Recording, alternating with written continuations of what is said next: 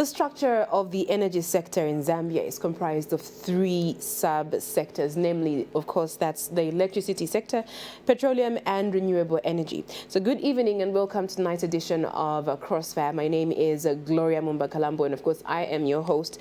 Tonight we discuss Zambia's energy sector under the new Dawn administration. To put this and things also into perspective, in studio with me tonight is a policy analyst who is former UPND chairperson for policy and research, who is now currently chairman education in the ruling party. Dr. Chole Beani played a huge role also in developing policies for the ruling party as per his previous position, and of course that is the capacity and the knowledge under which he's actually speaking to us on tonight's edition of Crossfire. Doc, good evening and welcome to Crossfire. Good evening, Gloria. It's a pleasure to be with you. Thank you so much for actually bracing us with your presence tonight.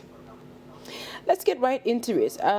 What is your description of Zambia's current energy sector? How would you describe it? Where are we now?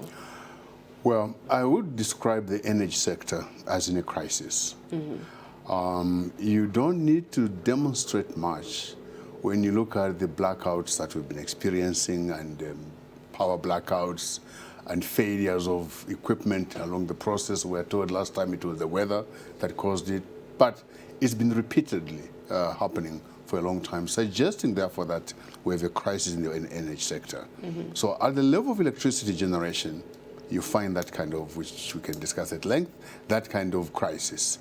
At the level of fuel, you find repeated fuel shortages and a fuel pricing system that is quite high compared to the rest of the countries in the region. And there are many factors that are the cause of that, which I think can be addressed. Having looked at the fuel situation powers the economy. It's responsible for transportation, it's a form of energy, it's responsible in agriculture, in industry. So even someone who grows vegetables, like cabbage for instance, right, has to move the product to the market. Of course. So fuel becomes a factor. So when your fuel is expensive, it raises the cost of production and also raises the cost of doing business. It's as simple as that. And the same, with power, electrical generation. When your current ZESCO situation is both erratic but also expensive, it means the cost of production is affected, raising the cost of doing business. But also, the erratic supply means that it's a disruption to the production industry, therefore affecting, to a large degree, what we'd consider a projection towards a growth in GDP rates. You can't grow your GDP when your energy is affected, or the mining sector depends on energy, the agricultural sector depends, almost every industry, in hospitality industry, hotels, depends on electricity. So this is this crisis in the energy sector at the level of its subsectors, electricity generation, fuel supply, and even what we call renewable energy. Which is where sources of energy are available, such as wind power, solar power. There hasn't been sufficient investment in the renewable energy. All we have is, I think you're able to import, solar equipment duty-free, but that's not enough. When you look at what we need to invest seriously into it, make our people go into the business and begin to manufacture that kind of equipment to make us energy sufficient. I love the broad explanation that you've given to us. And of course, my question before we move any further into this conversation would it be right for anybody to ask or to actually put it in this perspective that the failure or the crisis, as you put it, in the energy sector directly has a very negative impact in how the country's economy performs to a large extent? Clearly so. It's without a doubt that when you have the energy sector in crisis, you're going to have challenges in economic production. You're going to have actually shortfalls in production because you can't meet your daily, weekly, or monthly targets in production because of energy needs. I mean, simple things like, I'll give you an example. I took simple cloth for tailoring so that I can have my certain curtains in the house. And my tailor told me that, problem is that we don't get Zesco supplies. Most of the time it goes off. So our work schedule is disrupted, meaning they can't deliver on a time span that is suggested. So at a broader level, it affects the whole country. And I think one of the reasons, if you permit me to move into that line, is that there has been underinvestment in this sector. There has also been misinvestments in the sector. But beyond misinvestment, just recklessness has characterized that sector. Simple example. You look at, we get most of our power from the Kariba North Bank station, right? And the management of the water system is very important in the generation of power. Now, you've noticed that due to climate change, there's been reduced rainfall in the last 7-8 years, meaning that the dam levels have gone down, affecting the generation of power. But what you'd expect in such a situation is a response mechanism. What is the response? And that is the response that was lacking. You may recall that a Chinese company was contracted to rehabilitate Kariba North Bank, right? And what you learn is that the original turbines at Kariba Dam were Rolls-Royce turbines left by the British. And our informants pretty much indicate to us that there was nothing wrong with those turbines. They were working quite well and efficiently. So they replaced them. We have been informed they've been sold. I think our neighbors bought them because we sold them, right? And we replaced them with the Chinese turbines that consume twice the amount of water to generate the same amount of electricity. What does that tell you? It means that you have to drain the dam twice what you used to do in order to generate power. So we are compounding the problem of power generation by providing inefficient turbines that consume more water. And you know that this is a reservoir, and the reservoir finishes. It only gets recharged during the rain season. For the rest of the 8 months, 9 to 8 months of the year, there's no rain. So there's no recharge. And someone makes a decision in their wisdom to put turbines that are inefficient.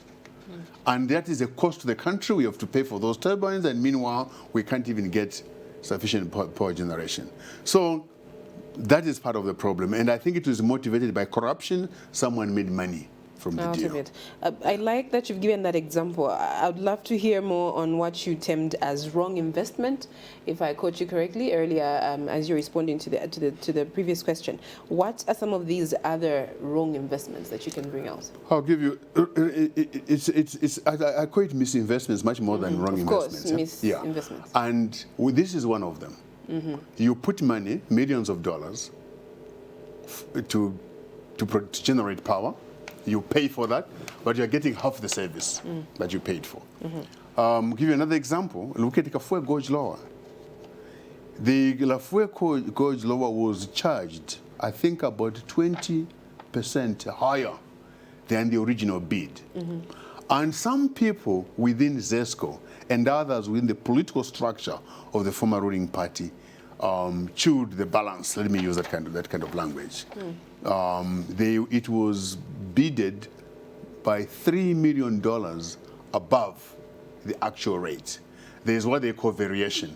You vary a contract to supply or to engage in construction, and you are allowed by law to do the varying, but that varying can only happen when there's an emergency or a crisis. But all the contracts at the Kafue Gorge were being varied without any imminent crisis or emergency, meaning that the difference was being chewed by the bosses within ZESCO and some of the political connections within the former ruling party. 3 million was taken off and taken by individuals. Where you have a situation now where some of the managers of ZESCO, I jokingly say, are richer than the organization by what they spend and what they buy in the houses they build, you know, which is a person running a parastate organization cannot do that. I think this is part of the corruption investigations that will come to the surface eventually. So this is the kind of misinvestments that are deliberately couched in order to foster corruptive practices and benefit individuals as opposed to the nation. So you can imagine in the midst of Kafue Gorge, they are coming on board with the reasonably decent water supplies that we received last year. We still have this kind of power deficits. Now, the deficits are also a function of the fact that despite these investments, we are not able to bridge the gap. I can't remember the exact, gap offhand that we have. What we produce and what we consume. What we consume is higher than what we produce. That needed to be bridged, and it's not been bridged yet. So that's one of the investments that needs to be done, very systematically and deliberately. And Doc, not to cut you short, I remember that, of course, in his ceremonial speech to the National Assembly, the first session of the 13th National Assembly, the head of state did mention that his administration will focus on investment, of course, more investment in the energy sector. This is something we heard even from the previous administration. Just how much investment, for just taking an example of ZESCO, for instance, how much do we need to do to get to a point where we bridge the gap, as you mentioned earlier, between supply and demand? Because clearly that seems to be our problem now, and we're having an entire, supply company that is failing to fix that problem. How do we do it? What do we need to do? Well, we haven't expanded to the required, apart from raising the costs of construction through corrupt tender procedures, right, which has led to lots of money going into the drain, down the drain. We need to expand generation, okay, and that's what has been the missing link. You see, politicians previously have said we need to do A, B, C, D. We need to improve education, healthcare, power generation, but they have failed in the last 10 years to do so, fundamentally because the priority has been focused on their pockets. Lots of money has been stolen, from the country. So what could have been invested really in improving power generation has not been done so. Let me give you a small example. Kabompo River is one of the deepest rivers in the world. It's not really known how deep it is. You do not need a dam to generate power on Kabompo. You can create bypass tunnels underground to generate power for up to maybe 2 kilometers on either side of the river. And they will generate the power without damming the river because of the depth of that river.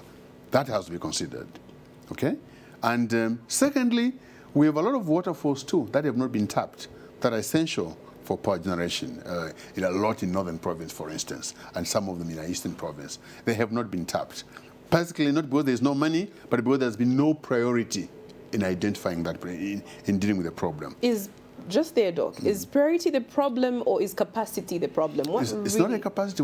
There's no capacity issue. What is the capacity issue? If you don't have manpower to build a power generation plant, you bring a technical partner from outside the country, isn't it? That's what we have done at Kafue Gorge. Okay? We brought in the Chinese to build the new power station. So capacity is no longer a factor. Thereafter, it's management. We have the skills to manage a power station. We have hydrology engineers. I'll give you an example. You need the hydrology engineers to manage the power stations. What happened at Kariba after they put these turbines that consumes double the amount of power for the same amount of electricity, is that they replaced a hydrology engineer with an electrical engineer. Because it was one of their cadres. So part of what you're seeing really is incompetence of some of the people in ZESCO that were placed for political convenience. Just incompetence, not very skilled to do the job, lacking the experience. Not that we don't have skilled people, we do. But they put wrong people for their own political experience, when they were in office. So you have, and the cadreization, of both not only of the civil service but parastate organizations meant that many of those people in ZESCO, for instance, a number of them who were key decision makers were incompetent or corrupt. Both lead to the same thing. Whether you're incompetent or corrupt, in the end is poor service delivery. Right? So those are some of the factors that had a very iniquitous influence on the power generation capability. We have the skills, we have the capabilities to do that, but that has been the weakness. And you can move, if you think of that part of resource to oil, you have the same problem. You know that right now, Indeni is shut down. Okay? They shut it down because they gave contracts to their own cadres, the head of those oil trucks, so that they can move the oil themselves and make money at a higher cost. Try to imagine moving a tanker from Maputo in Mozambique, from Dar es Salaam in Tanzania, and bypass the existing pipeline. What would be your cost? It would be 10 times more expensive, right? So that's problem number one. So Indeni was shut down by the PF so that they can make money as transporters themselves.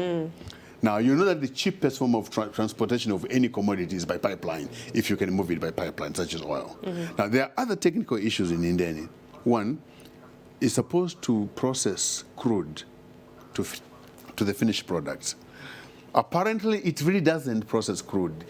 They separate petrol and diesel, whether it's coming from Saudi Arabia, mix them together, bring them to Indeni. Or what you have in Indeni is another separator separating the petrol from diesel and other products. So it's not really a crude oil plant in the classical sense of the term, which makes it very expensive to operate. Now, we have to think it through. And I remember the Minister of Finance was very clear on this one, that maybe we have to consider sending the finished product through the pipeline, as opposed through the trucks, to Indeni. If one time is diesel, the next one will be petrol and whatever else. These are the kind of decisions that the new Dawn government will be making to decide what's the most proficient way and most efficient way of moving oil cheaply so that we can lower the cost of production. All right. Before we get to oil, let me take you back to power generation. Of course, 50%, if I'm not mistaken, of power generated by ZESCO is consumed by the mining sector. Exactly how do you think this, and this has been a problem, of course, ZESCO has had problems with the mining companies themselves when it comes to how to even tax that in itself, and among many other issues. And of course, the previous administration did actually also encounter a number of problems regarding the same. How best do you think this should be dealt with? It's very simple. Following the laws of supply and demand and economic efficiency. What is the right price to pay for the price of ZESCO, of electricity? You see, you can't subsidize, which is part of what has been happening. They've been subsidizing ZESCO to some of the mining companies. I'm not sure if it's all of them or some of them. Now, you can't do that, because then how do you make up for the cost that is there? So you have to sell it for the true cost. So the challenge you have now is that, and you may remember that the PF attempted that Copper Belt Energy Corporation, of course, which supplies power to the mines.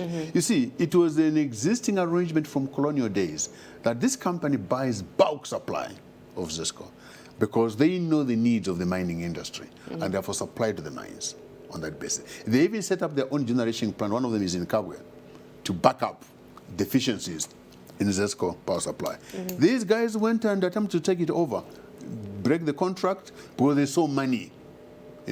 Fortunately, with the change of government, that has been stopped. But this is the kind of corruption and maladministration that you witnessed in the previous regime. And this is really the problem we are inheriting as a government. But we have to sort it out, okay? And so I think the focus will be find means of making the the price or the value of electricity come down? What is the cheapest way of generating power? And and part of the reasons why the costs are high is laws of supply and demand. Production is low, demand is higher than supply. The price will go up naturally. So even before, and you may even have a price adjustment upwards, because what was happening was PF4 suppressing the price of electricity and fuel for political expedience because they were running into the elections. So you might see an adjustment upwards. I'm just creating a scenario. But the final solution to lowering the cost is to improving generation of electricity. And how do we do that? How do you improve the generation? Invest in energy regeneration system. Provide more hydropower stations. As I said, you have the Kapompo River that can produce power without building a dam. We have many other stations, but we have what we call solar energy, you see, which we haven't even begun to tap. Of course. We had a workshop within the party before we got into government where you had energy experts come to talk to us. And they told us that literally if you do the right thing through solar, you can wipe out the deficit within 10 months. I'll give it a year, within a year. Why do you do that? Support the growth of solar farms, all right? So that they can produce electricity cheaply using the sun, renewable energy, at no cost, no consequences to the communities and the environment, and send that supply into the grid to back up your energy resources.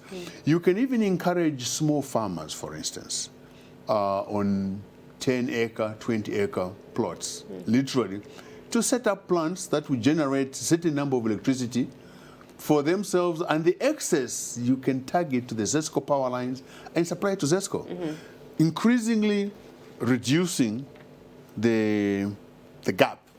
Before I know, supply and demand. I'm excited about renewable energy because really this is a very broad sector, and that we really need to find solutions to these power deficits that the country is actually experiencing. Before we dive into that already, let me take you back now to oil. You did start on that a little earlier. Of course, we did see Dr. Msokotwane, the Minister of Finance, announce the nation that the Zambian government spends an average of $21 million US dollars per month to subsidize fuel. Let's say, let's talk about the possibilities rather of removing subsidies of fuel. What are the pros and cons of this? Where would we stand? It's clear you have to bite the bullet. You remove the subsidy, the price of fuel will go up. But there are other factors that can moderate, okay, against these, these eventualities. Some of it. Some of them, you see. Clearly, subsidy is not the way. I know in some countries, they use subsidy to support particular sectors of the economy. A decision has to be made what you need to subsidize. Is it vulnerable households or is it private mining giants, right? That's a decision a country has to make. That has to be made. But if you remove the subsidy, the price will obviously go up. But we also know that fuel could come down up to perhaps 30 to 40% by dealing with the supply chain. And the way the supply chain is that there are too many middlemen in the fuel supply system, all ripping off money into the fuel system, into the energy sector, ripping off the money. So we therefore have to get rid of the middlemen, because we have been told by industry experts that the price of fuel could come down by 60%. With the subsidies? Well, first of all, with the subsidy, by removing the middlemen. The middlemen, who are blotting up the price. So it means if you do a balancing act between the subsidy that you remove and the bloated prices of fuel that you remove by getting rid of the middlemen and landing fuel more cheaply by 46%, you may have a parity where maybe the fuel will not change very much in the price index. You get my point? At least for now. You will have such There might be a slight reduction. There might even be a slight reduction of fuel in the process. Because I think a larger part of the cost beyond the subsidy lies in the corruption in the tender and supply system of the fuel system. So you will actually find that once we do that, you may still have a reduction because you've cut away the middlemen that blot the price of fuel in the country. Okay. But also, apart from that, that raise the cost of supply because you have an inefficient system of supply. We have got individuals with the tankers. You know, I mean, can you imagine moving 100,000 liters on I don't know how much you can move in a tanker, 80,000, 100,000 from Mozambique to here or from Dar es Salaam. That's bloody expensive and foolishly incompetent. But that is where corruption thrives. It thrives on gaps and loopholes. And these gaps and loopholes were deliberately created to allow for individuals to benefit themselves. So once we do that and land the fuel more cheaply than before, you will see a reduction where even a removal of the subsidy may not change the price very much. You may still see a reduction. So the policymakers will work out the arithmetic. I mean, you're an expert, and I love how you analyze policies, really. What do you think would work best for us, though, as a country? I know you've already mentioned getting rid of the middlemen, which is priority number one, according to you. Subsidies, I know it will hurt a number of us. It will be a strong pinch. But if we had both implemented, would that be a proper solution? I mean, having subsidy and getting removing subsidies and getting rid of the middlemen. Well, you see, you're spending $21 million a month. Times 10, that's $210 million. At 200 and almost $260 million a year. That is money that can go to youth empowerment, to healthcare, to education. Okay, I think that the proper approach is to find a cost-effective landing of fuel in this country, so that we can reduce the subsidy. Maybe the planners will decide how to do it, whether they can come off at one go or in a graduated manner, so that you reduce them gradually. Okay, that's a decision that the Minister of Finance and National Planning will have to make. But those are the options available, you see. And we're just proposing that the cost is a function of subsidy to mismanagement of the supply of fuel into the country. And as you say, as I've told you right now, the current price levels are determined by the middlemen and moving of tankers from thousands of kilometers away to where they are consumed. What should be happening? The tankers should be picking the fuel from Indeni to the supply centers around the country, not going to Dar es Salaam to pick it up. So I think that this decision will have to be made that it's cheaper to import the finished product. Petrol, as opposed to having to deal with it. As opposed to having diesel and petrol mixed, sent into the pipeline. Then we have a separated Indeni, which separates the two. I think a decision has to be made to bring in the raw. It's cheaper. Besides that, it will be cheaper as well. The costs will have been, because they're doing double job. It's split, separated fuel system where you import it from, and you come and redo the same process here, raising the cost of production. So I think that has to be stopped, that we actually import. And I think the minister's suggestion is worth considering, that we import the finished product by pipeline. It will be cheaper, get rid of the middlemen, and get the oil companies move the oil from Indian to other. It will bring down the cost of maybe even by half if that happened. The current price. Yeah, absolutely. Really, I mean, prices of oil are actually increasing on the international market. Yes, they're increasing, and we have to suffer the consequences of that.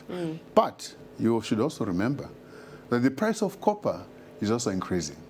So if we get our copper industry and stop the ravages PF had begun to undertake, you will see a turnaround where a rise in the price of oil will be offset by a rise in the price of copper. And with the other macroeconomic fundamentals being put in place and functioning well, you should see an economic turnaround, an economic improvement.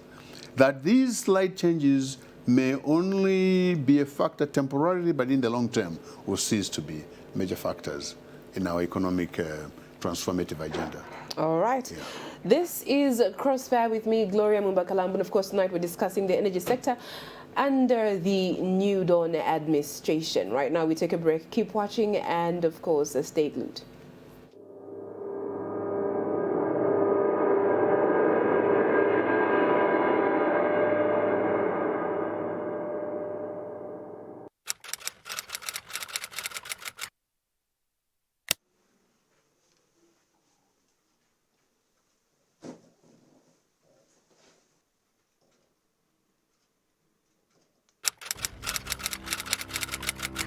Crossfire to me is the home of current affairs. If it affects you as a citizen and the nation at large, then we will certainly debate it on Crossfire.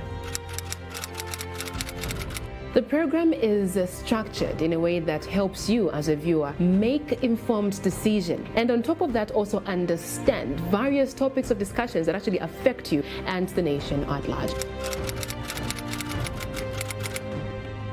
For a long time now, broadcast space that has to do with hard news and debates has been left for the men, leaving the women with what I love to call soft news. It is time that we change the narrative. Women must position themselves and take up hard news and debates. Unfiltered debates that get to the core of issues that matter to you.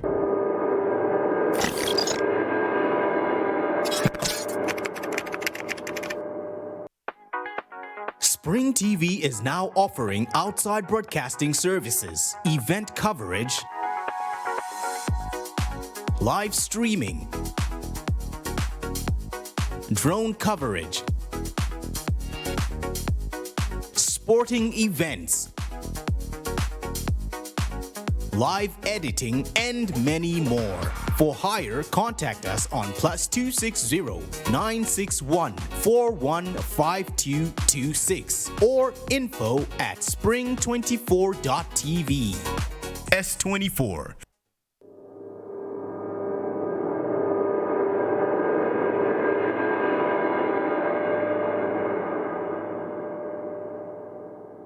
Welcome back. This is Crossfire. Welcome back. And of course, remember that this is a very interactive program. So of course, later on, very soon actually, the phone lines will be open and you'll be able to give us your contributions, your comments and questions that you may have on tonight's topic of discussion. We are discussing the energy sector.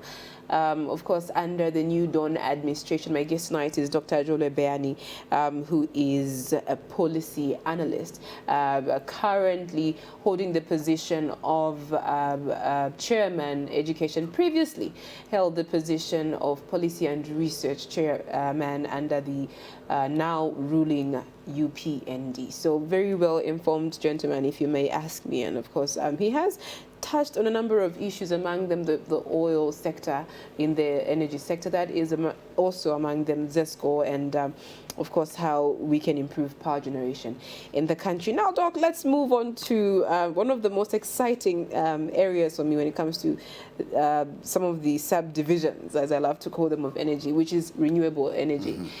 This hasn't really been harnessed well in this country, and we've seen it work well for some countries that have committed themselves to actually improving and harnessing this gold. And obviously we've seen that they've actually dealt with the issue of power deficits, among many other issues. How do you think, or having been, of course, behind some of the major policies that the now ruling party has or is going by, what is the best approach to take? Well, the best approach to take is basically what we have stated in our manifesto and in our major policy pronouncements, is to invest in the renewable energy. And it may interest you that I don't have ZESCO at my house. Okay? Are you able to iron your clothes? Yes, I'm able to iron my. I use solar. Are you able to use your refrigerator? I am able to use my. I have a solar fridge. I have. I'm able with the solar iron, power my washing machine, and watch TV. We have the lights on. Normally, like anybody else. Normally, okay, I don't have resources to make it stronger. So certain times there will be certain shortfalls because you need more batteries, more panels, and you know they're very costly. Yeah, they are. Yeah, but I think it's an indication of the potential that there is. I've been self-sufficient in energy. When there is a blackout, I don't know it because I've got power. You know? Half of us would love to move to your house because we are actually living in a timetable now where ZESCO is actually promising to cut out even 3 or so hours of our power. So I am energy efficient, sufficient rather. You know, my household needs and uses, I use gas for cooking, so I don't need ZESCO for that. But it tells you what the country can do, you know, and there are many such people that have that facility. I think investment in solar, renewable energy, is the way of the future, because with climate change, you may not have enough water in our water reservoirs. We need to manage them better. We need also to protect our environment and rainfall patterns by stopping the cutting down of trees and this charcoal burning and all, invest in renewable energy so that we can manage the climate change crisis. And the best, that will not change under the climate change. And the temperature is supposed to rise, but it's good for solar, you know, in that regard, is to invest in solar energy. Now, what it means is that solar can produce much more than ZESCO does, all right? And you've seen solar plants in Kenya, literally over 20 hectares, dedicated solar plant, supplying thousands of power, hectares of, thousands of units of power to the country. You probably have heard of a European program in the Sahara Desert where they set up a power plant, solar power plant in the desert some years back, with high transmission lines supplying Europe, because they are also running deficient, in power supply. And obviously, Africa being a tropical country has, I would say, 90% sunshine. Okay, and many of the solar panels, even when the sun is poor in the rain season, can still absorb enough power to generate power. So it's not really a factor, it's a question of investments. Now, if, for instance, ZESCO took up, I'll give you an example. I met a solar specialist some 10 years ago. I have lost his contact. He told me that they know how much power Lusaka consumes. All they need is 20 hectares of land to set up the power plant, that solar power plant, to supply the entire Lusaka with solar power. So you see, this is really the future because it's free, it comes from God. It's the sunshine, all right? So it's investing now in the equipment.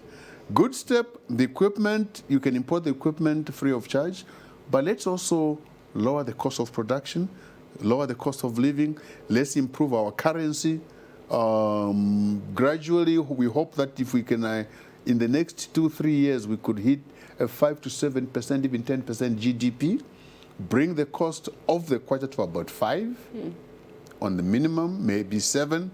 It will also lower the cost of the imported equipment. But we should begin to invest in production of solar panels or production of solar equipment in general, so that people can invest. There's now financing through medium and small scale enterprises that can finance such a project. You can import the equipment and get ZESCO to invest heavily into power generation. But we can also encourage the private sector, to generate power and earn revenue from the supply they give to ZESCO. You know what they do in Europe and in Canada? I have a sister who's a medical doctor in Canada, and she says that they generate power in homes, small homes, put up a number of panels. The excess power that they can't consume, they link it to the main grid. So at the end of the month, you get a paycheck for the supply of power to the main supplier. So in essence, many youth and women can become entrepreneurs in power generation through and this is possible. It's possible. It's possible. It's feasible. It's practical. I mean, you speak to any power renewable energy company, Mohala Sonia and others, they will tell you that this can be done. The inhibiting factor right now really is the cost, but the proper financing, that shouldn't be a factor. And gradually over time, these costs can come down. So that, for instance, you, Gloria, can decide, I have a 5-acre plot.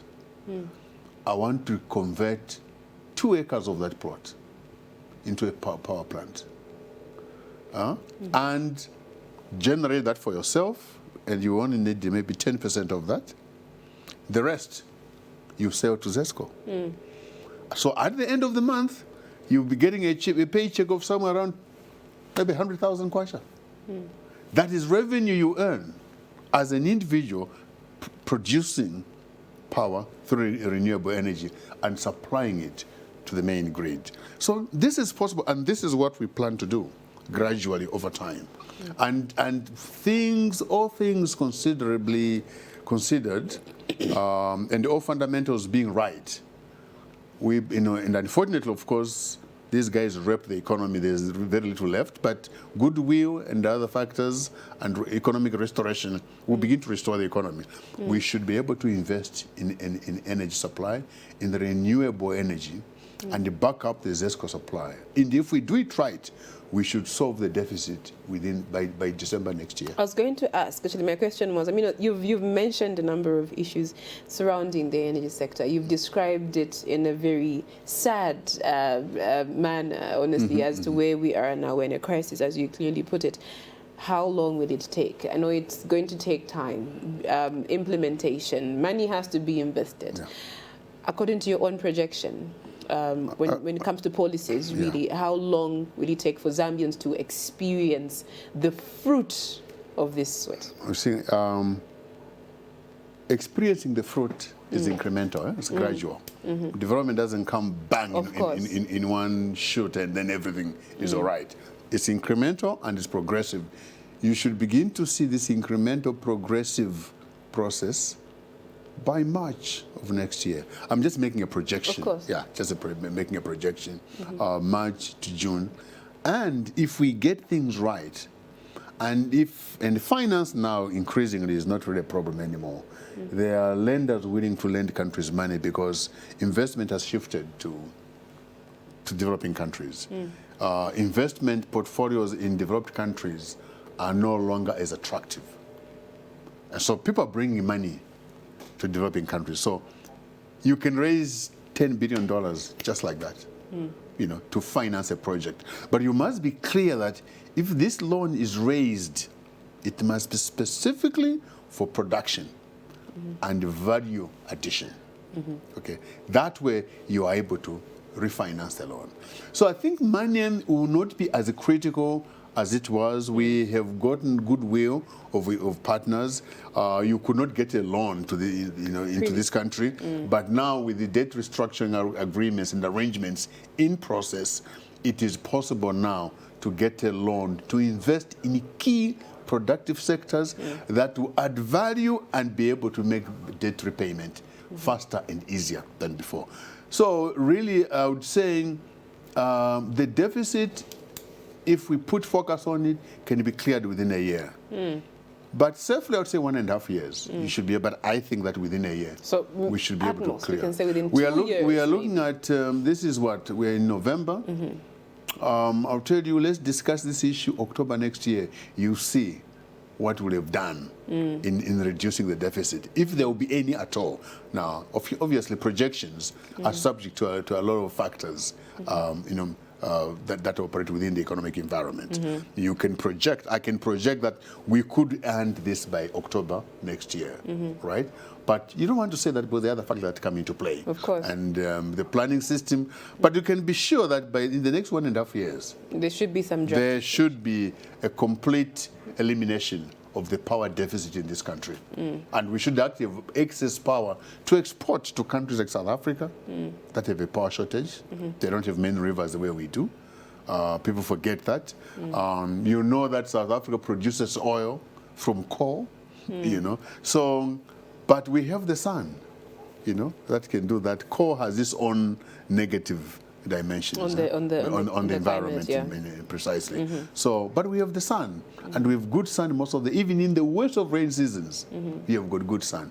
So that really is the way of the future, because as you invest in hydroelectricity, it's a declining asset because of climate change, depletion of our river system, which we must struggle to attempt to restore and stabilize, but we can now move resources to renewable sources of energy and invest heavily both at the public and private sector level. And you can have a private, public-private sector agreements.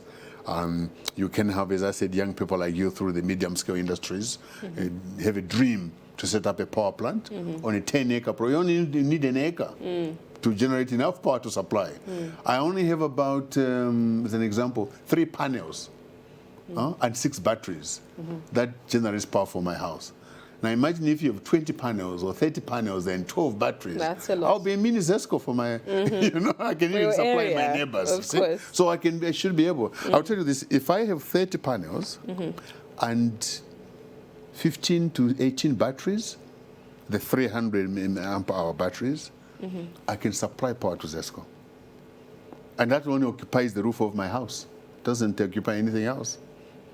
Interesting. Yeah. Dr. Bian is a hub of knowledge, if you ask me. So these ideas, some of us will steal them and begin to implement as soon as conditions are favorable. Knowledge is available. Of course. The phone lines are officially open. Do call us in and, of course, let us know where you're watching us from, what your contribution is on tonight's topic of discussion. We're discussing the energy sector under the new Dawn administration. Of course, Dr. Jolo Beani is our guest tonight in studio. He formerly was the chairman for policy and research under the UPND and is currently chairman for education. Of course, he is speaking from a knowing point of view, from a very good point of view. So, Doc, I mean, one of the complaints we had from the previous administration were cartels in the energy sector. We had cartels, they said there was cartels, rather, when it comes to oil supply, among many others, and all these issues. How best do you think these can be dealt with, if at all they do exist? Well, I'm not sure how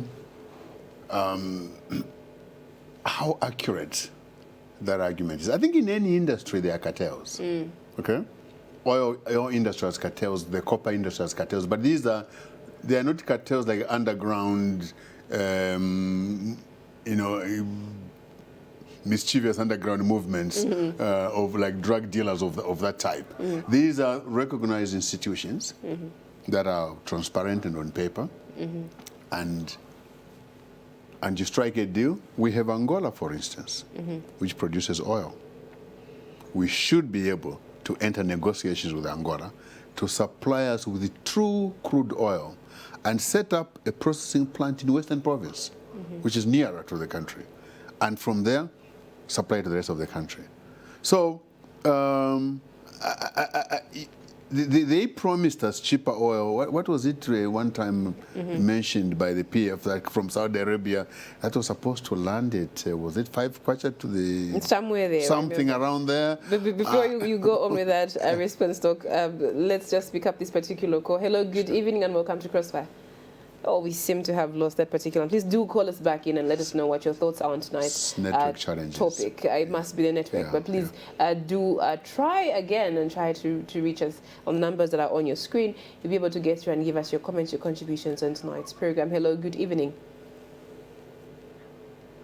Hello, good evening.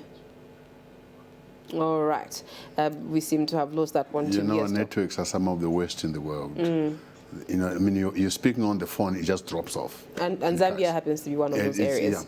Yes, Doctor. Apart from having acquired a record, is having the slowest network in the world. Yeah, we have another one on the line. Hello, good evening. Hello, good evening.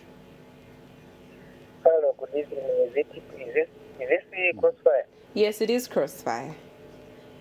You seem to be slightly low, though. Please give us your name and where you're calling us from. Yes, madam, I'm calling from Thika district, northern Muchinga province. Muchinga province? Yes. Your name, sir? Particular Thika district. My name is Mainza Raphael. Okay. Actually, my concern was where the doctor mentions of the old turbine and the new turbines that were replaced. Mm-hmm. My concern, Okay, why to hear did that. they? No. Yes.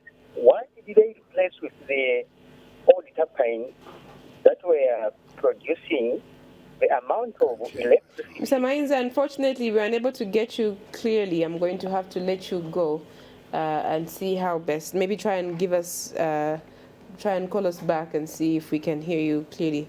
I know it was quite low, even through my comms, but he was talking about the turbines that you spoke of earlier that were replaced, and that was his major concern. So the number is on your screen.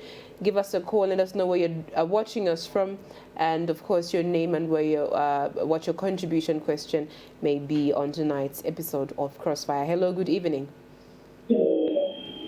Hello, good evening. Kindly reduce the volume on your television set. We are getting some very terrible feedback. All right. Hello? Yes, sir. Please reduce the volume on your TV set. We are getting very terrible feedback. Hello? All right. We are going to have to let go of that one as well. Terrible connections we're having tonight. Please do not be discouraged. Try once more to reach us on the numbers that are on your screen.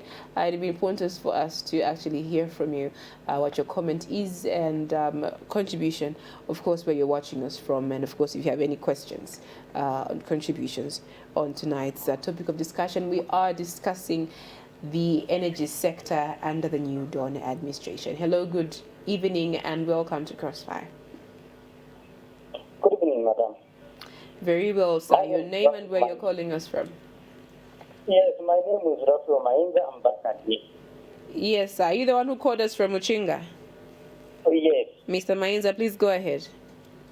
Yes, my question was, why did the government, my question is on the turbines and the turbines that were replaced.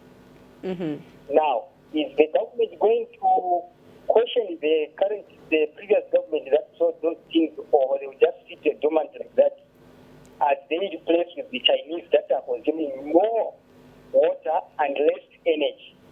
That is my concern and my question. All right. Thank you so much. The numbers are on your screen. Do call us in and let us know where you're watching us from, what your name is, and your contribution on tonight's topic of discussion. That was Mr. Mainza there calling us from Muchinga province, all the way from Muchinga. Thank you so much for coming through, Mr. Mainza. The topic of discussion tonight is the energy sector under the new Dawn administration. Hello, good evening, and welcome to Crossfire. Hello? Hello, good evening. Hello, is that the Crossfire? Yes, it is, sir. Your name and where you're calling us from. No, I'm Sankani P from Ndazi. Yes, Mr. Piri. Yes, yes. Go ahead with your contribution or question. Okay.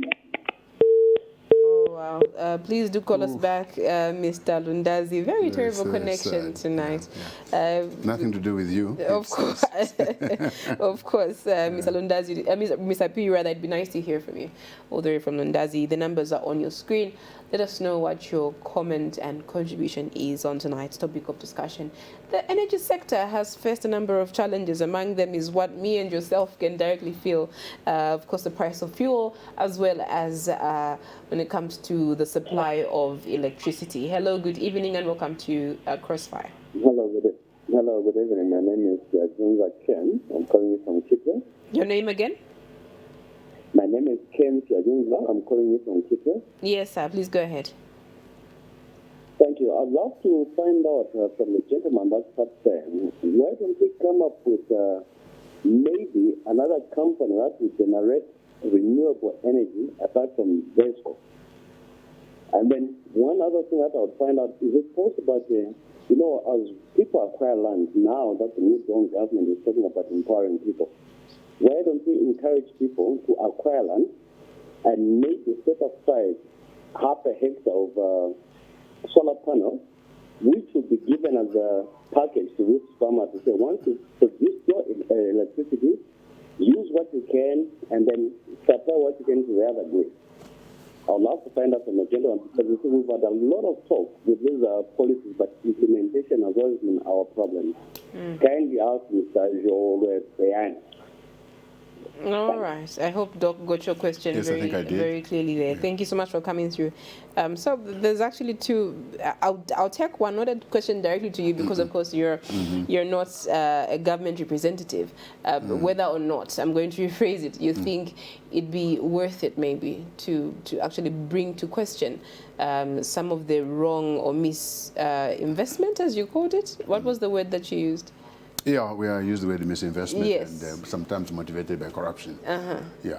Well, you see, when a contract is signed by a government to supply power or to upgrade, rehabilitate a power station like Kariba North Bank, and they make a decision to sell the turbines, it's legally binding.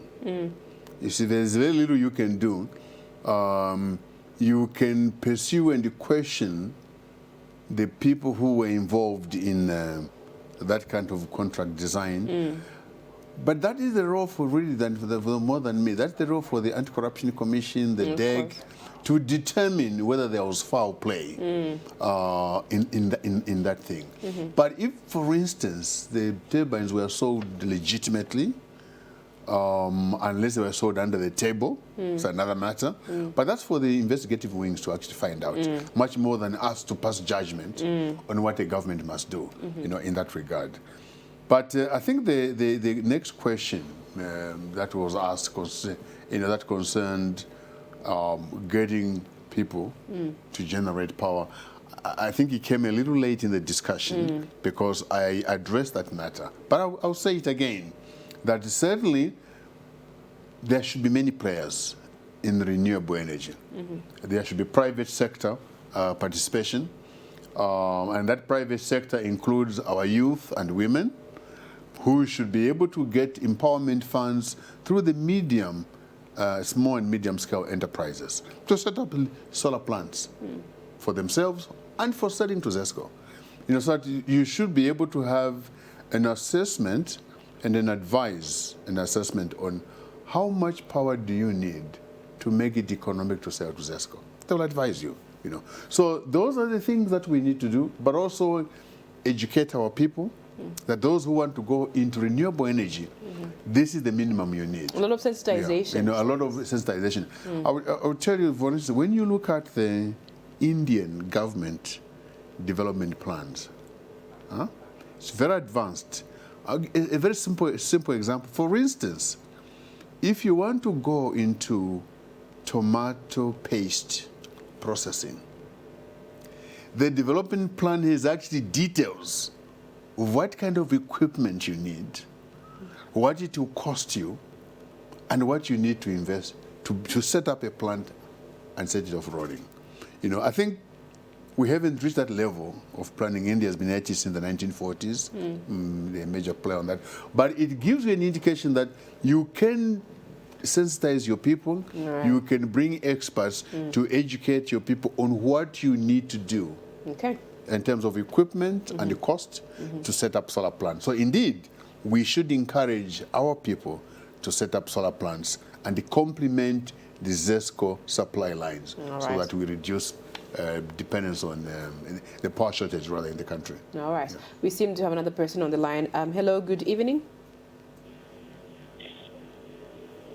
Hello, good evening. Hello. Good evening, madam. Where you're calling us from and what your name is, sir? This is Kawa from Dog. Mr. Kawa, please go ahead with your contribution or question. Greetings to Dr. Beyan. Good evening, Mr. Kawa. Welcome to the program. Thank you so much, sir. I wanted to find out from you, Dr. because we didn't have the head of state, so we want to maybe you can find something. Because otherwise, the way things are going, if you're outside, we are disappointed. Right, Thank Mr. you, Kabwe, sir. your question is not very clear. We're speaking about the energy sector. Yes, I've gotten the program because what I want maybe the board, because we have read that the board for ELB has been dissolved. Why being very funny, maybe they put our dog there so that things can be ready. That will be good. All right. Unfortunately, that is the job of the head of state to a point. So we'll leave it at that. Thank you so much for. I like your courage, and I hope he's watching and that he will consider your name, Mr. Kare. Thank you so much for coming through.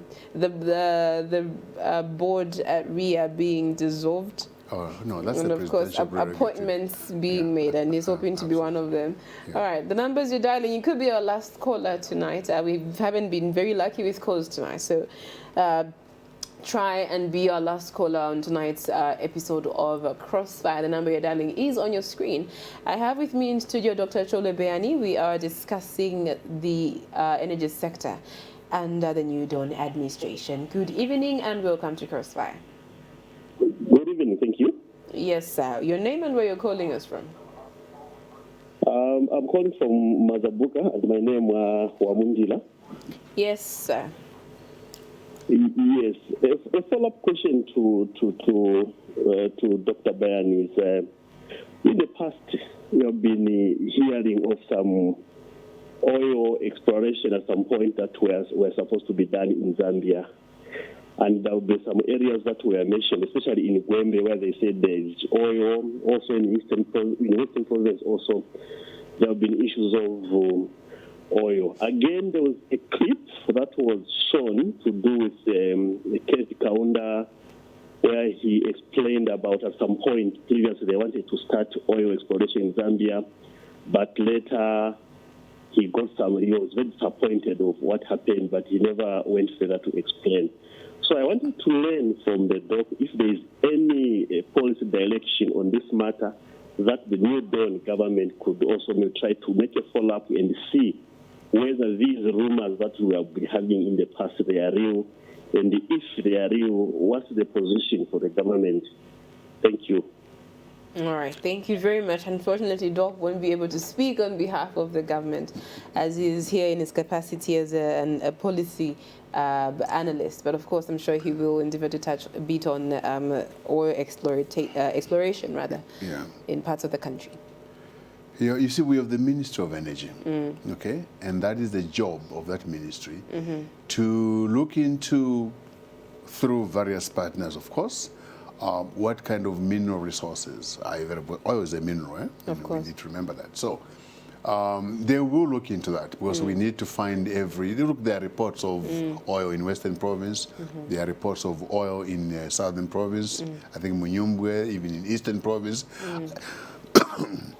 I think these possibilities will be examined. You need to find out from industry experts to assess those deposits, and we move it from there. And the investment therefore can take place. It's not a very difficult but exciting news it would be for Zambia. Absolutely, because if we're oil independent, despite the fact that oil is a declining industry, potentially in the next 15 to 30 years, it's going to be overtaken by copper because the world economy is shifting towards electric cars, meaning they'll be powered by copper cables than oil.